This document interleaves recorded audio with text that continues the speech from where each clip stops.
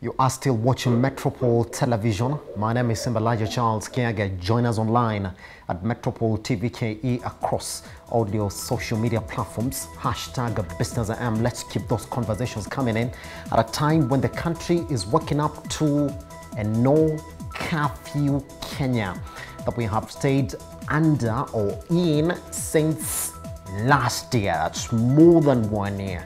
The president finally, under the powers bestowed on a seat, the presidency of the Republic of Kenya, finally lifted that curfew, but still told Kenyans to be vigilant, as indeed there are still loopholes to COVID-19 still affecting the economy. This morning, we're going to talk about that. In fact, we're starting with that conversation. We're joined by Jen WAMBUI, who's an investment analyst, CYTONN Investments. Jen, good morning.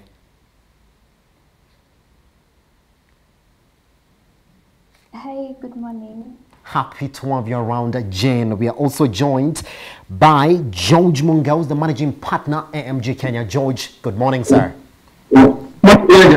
How was your holiday? Fantastic. I can't complain. I mean, we're waking up to no curfew. All right. We are also fantastic. We're also joined by Peter CHALICHA, who's the chairman, NANDI County Bars Association. Mr. CHALICHA, good morning, sir. Good morning, Metro. Fantastic. Happy to have you around. In fact, Mr. CHALICHA, I want to start with you. A quick reaction on your, but let me get your sentiments on a no curfew Kenya as from the 21st of October 2021. A quick sentiments, Mr. CHALICHA. First of all, let me thank you, Metro TV. So it is through you people that you highlighted our plight, and we thank the president that he was able to open up the economy. He was able to lift up the curfew. We received it with a lot of jubilation and the happiness it deserves. Fantastic. I'll be coming back to you on that because we do know that there's a caveat. The bars operation hours are still in proper effect. Mr. CHALICHA, I'll be looking for your sentiments on that. Let me cross over to George this morning. George, no curfew, is that what we finally needed as a country? But our economy has suffered greatly since March of last year. Yes. And I think Kenya is just a resilient economy. Otherwise, we would have seen a lot of turbulence in the market. But as it were, I think we've done well, Elijah. If you look at our economic growth, our growth parameters, our statistics over the last 1 year, it shows that Kenya has maintained its position quite well. I told you before that most economies in the region shed off the growth percentages. Yes. I think we apart from Tanzania that recorded a 1% growth, we were the only other economy that came near with 0.3% growth. But that as it may be, Elijah, I think opening the economy at this point is a good thing. But again, it is a poison chalice. If you look at wild global news today, there is surge in COVID-19 infection across Europe and Americas. And I believe that ours might be a different case. If we maintain our discipline, as it were, what the president said yesterday, that Kenyans have been relatively disciplined with this COVID-19 pandemic, and if we maintain it, then we might see our figures stabilizing or still going down to even better figures as we go into the future. I think the best thing, or what we can do now, is to push the vaccination drive so that as many Kenyans as possible are vaccinated between now and the next 1 year, Elijah. Otherwise, it's a good move that the president has taken at this particular point. It's a good move from the president at this particular point. Jane, let me rope you into that conversation that the curfew has been lifted. Is that what we needed as an economy? Okay, thank you so much for having me today. And in regards to that, we have seen the economy growing, okay? We have seen different sectors improving. We've seen the transport sector coming back to not really where it was, but it's coming back to where it should. Yes. And the hospitality sector, if we look keenly, it was the hardest hit during COVID-19. Yes. And that was the only sector that was left behind as the economy was coming back to where it should. And lifting of the curfew, we'll be seeing the hospitality sector growing. We'll be seeing changes in the next few months, and we're expecting our GDP to get back to where it was before pre-COVID. Pretty much. I'll be coming back to you on that, because we do know the president also did give us some figures and also spent in a couple of areas. But let me get back to CHALICHA this morning. CHALICHA, you see how Jane is pointing out your particular sector, the hospitality sector. Will you tell me what sort of reaction are we going to see from your sector as the curfew has been lifted now? Well, as I said earlier on, we received the information with the announcement of curfew being lifted. Yes. With a lot of jubilation and happiness. Yes. However, so much disgusted with this order that is coming over from the National Police Service. Yes. Whichever it is, we don't know if it is a fake order because it was received from the National Police Twitter. They need to convey it earlier. You see, Metro TV, all these conditions and whatever came up as a result of curfew. Yes. After putting curfew, these conditions were put in order to help the running of this curfew. So if the main curfew has been lifted, why are you putting the other bases down here? And I like what Jen says. Jen says, Yakoba, hospitality was the most hit, and surely it is indeed. Yes. And now, this is the time that now we want the hospitality to come up. Unajua bwana Metro, hii kakanywaji kanakuwa kazuri kama kanakunywa jioni usiku. Yes, Mr. CHALICHA, I'm sorry to jump in at this point. We did see that communication that was saying, well, despite the lifting of the curfew, that the operational hours of the bars will still continue to remain in effect. Does that make sense with the lifting of the curfew, Mr. CHALICHA? That is what has really alarmed us as people who are operating bars. Yes. If the bars will remain closed at 7, then the curfew is still on. Because what do you expect from Samoja being to, and yet there's no curfew? Interesting. So let me just confirm, the curfew was lifted yesterday. Did some of your members complain that when they wanted to operate before the current hours that the police maybe intervened? Because we need to get that from you this morning. That is what we are doing this morning. Yes. As Balita, in conjunction with our fellow operators in the sector, that is PERAC and others. This morning we are planning to see that we meet the Emergency Committee on COVID, the National Emergency Committee on COVID. We charter the way forward for the same. Yes. Because there is no way they can put us to close at 7 when there is no curfew. What for? Interesting. Let me bring in George. George, there was a communication from the police service, you did see it, saying that, well, despite the curfew being lifted in the country, the bars will still have to close by 7 p.m. Does it make sense, George, or lifting of the curfew essentially means that the hospitality sector has to operate now without any caveat in terms of the operational hours?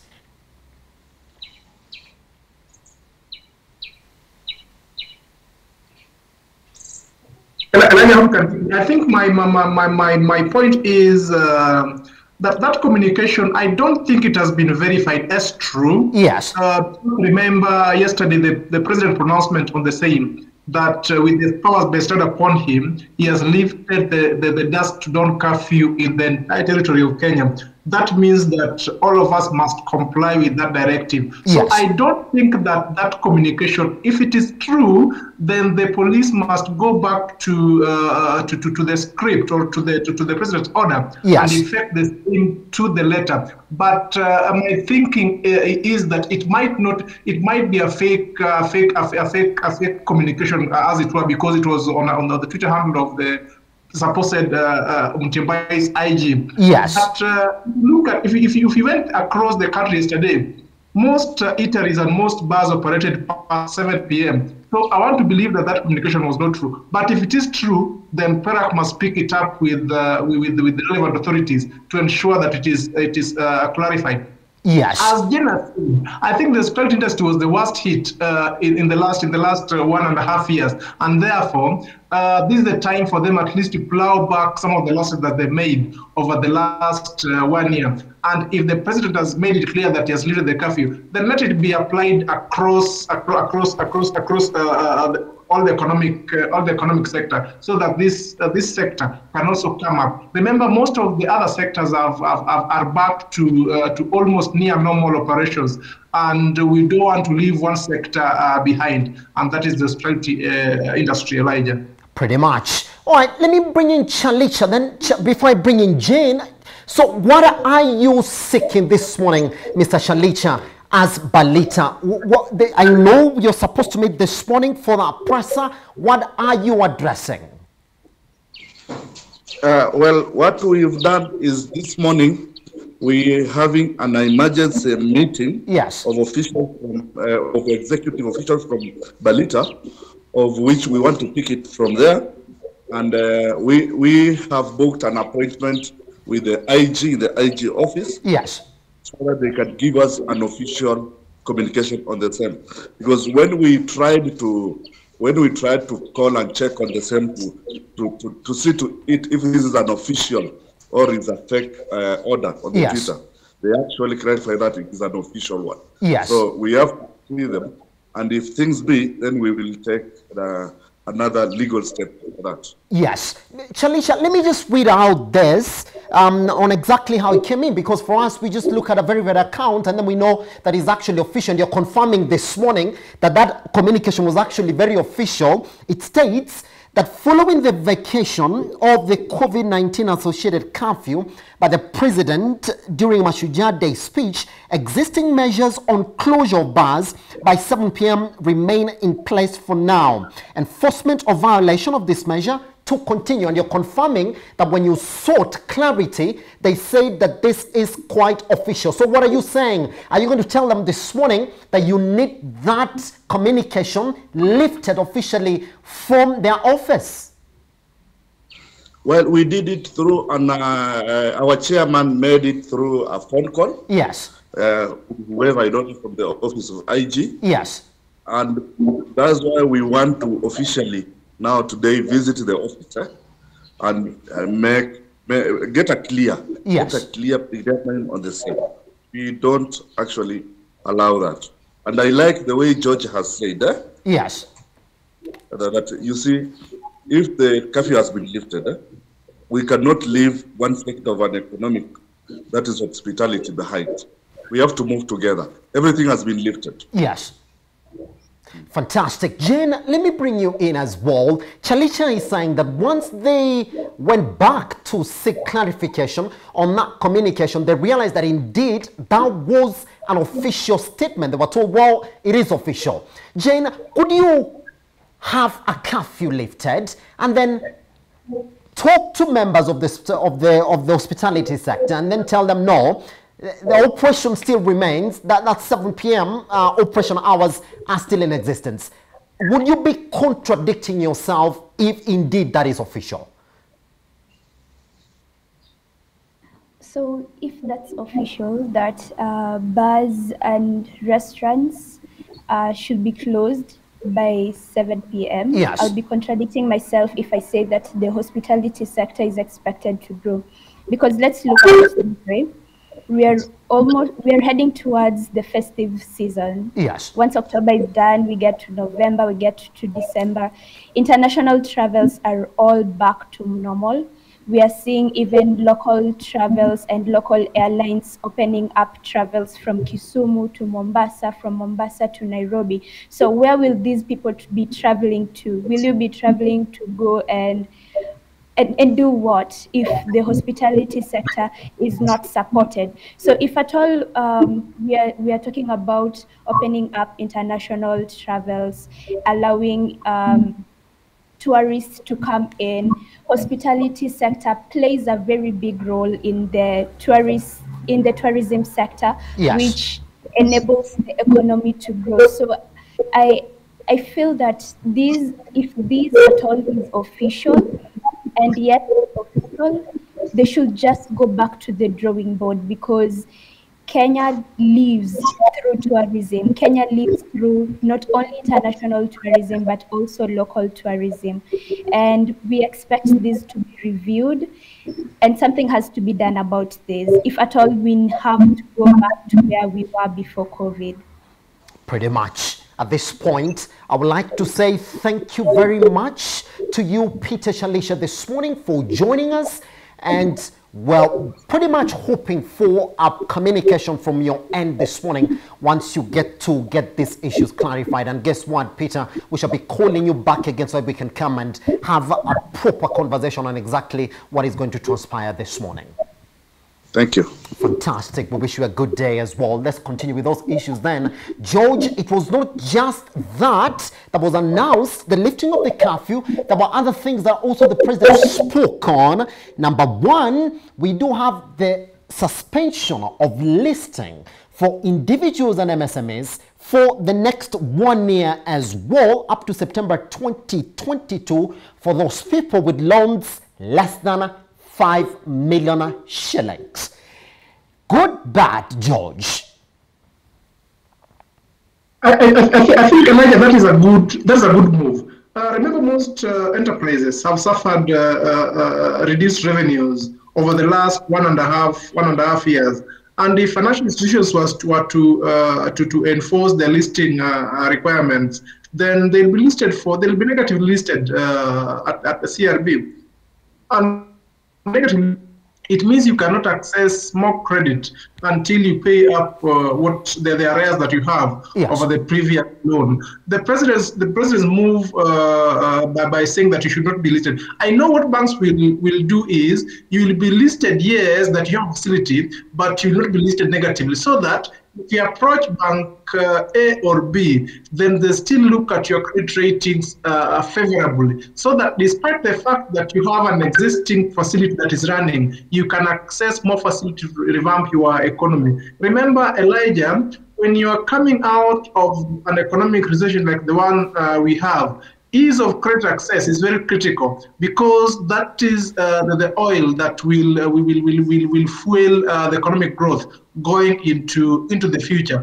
So the president did something that we call trying to inject more capital or more credit into the economy, so that the economy can rise from the recession that it has been to a better growth trajectory. Remember, last year we grew by 0.3%. The projections by the government of Kenya is around 6%. Yes. I think IMF and World Bank are giving us around 4.5 to 5%. Yes. So if you read those growth percentages, Elijah, then we must have deliberate moves like what the president has done in order to increase private sector credit growth, Elijah. That's what the president did. Pretty much. All right, let me bring in Jane as well. Jane, that number 6% that we are anticipating to grow by this year, I want to ask you, is it a bit too ambitious, going by some of these measures that we are talking about this morning have just been introduced just right now? Jane, are we being a bit ambitious then by saying that we might grow by 6% this year? Okay, so the 6%, I wouldn't say it's over ambitious. At the same time, I wouldn't say that we are overrating ourselves. Kenya has shown quick recovery if you look at different sectors. As I said, the transport sector has shown growth. We have seen agriculture sector showing also good growth. And we are seeing that the government is trying to reach out to the and SMEs, that is the small enterprises. Yes. And we are seeing is important. As said, credit is important, and that's why we also saw the CBK maintaining 7% CBR rate, yes, so that to increase access of credit to the private sector. So the government coming in and saying that we are giving an allowance for the SMEs and MSCs not to be listed for default of credit, it's important because we are looking at business going back to where it was, and for it to get back to where it was, credit is important. So looking at all the sectors, I feel it's very possible for us to get to the 6%. That is very possible. But from my own view, I'm seeing it at around 5.5%. Around 5.5%. Okay, George, let's then clear on the other areas that we saw the expenditure getting extended to. 10 billion shillings for the CHALICHA program that is supposed to give over 200,000 youth menial jobs in the country. 8 billion shillings for construction of schools to support the CBC program. 1 billion support for tea and coffee. 1.5 billion for sugarcane and livestock. And then he ended it by this, that it intends to cut the cost of power by 30% before the end of this year. So according to him, all this included will then support the economy to grow by 6%. George, do you also accept that that 6% might be a bit high, going by the numbers that IMF and the World Bank have given us, and the one that Jen is giving us this morning of 5.5? Elijah, those are what we call economic stimulus programs. Yes. That the government sometimes does in order to lift an economy out of recession. Yes. If you look at what the US has done over the last few months since Joe Biden got into power, I think they were trying to push in around $3 trillion into the economy through infrastructure programs. And when you do that, Elijah, you increase what we call the disposable incomes of the citizens of that particular economy, so that they have more purchasing power going into the future. So what President Kenyatta is trying to do is to stimulate demand in the economy. And as you stimulate demand, you stimulate commerce and trade. And those are the aspects that will give us the economic growth that we are projected the 5.5 to 6%. If you look at the CHALICHA program, Elijah, if you inject 10 billion into an economy, it has a significant impact in the economic growth of that particular sector, Elijah, because you're increasing the disposable incomes of these individuals. Yes. at that particular level.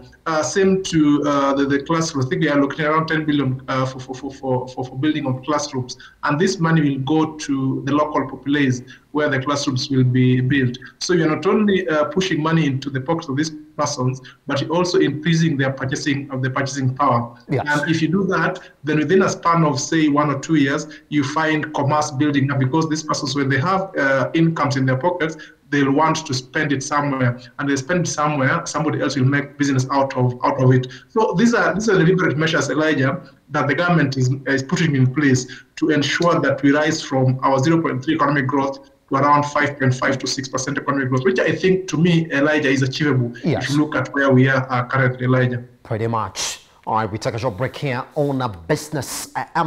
Once we come back, the question is going to be these numbers that we're throwing around, the 5.5, the 6%, are they actually achievable?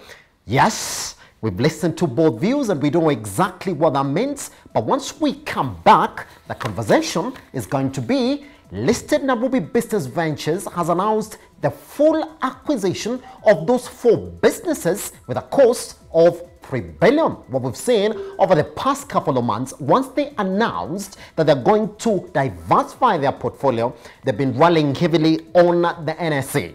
Will this continue?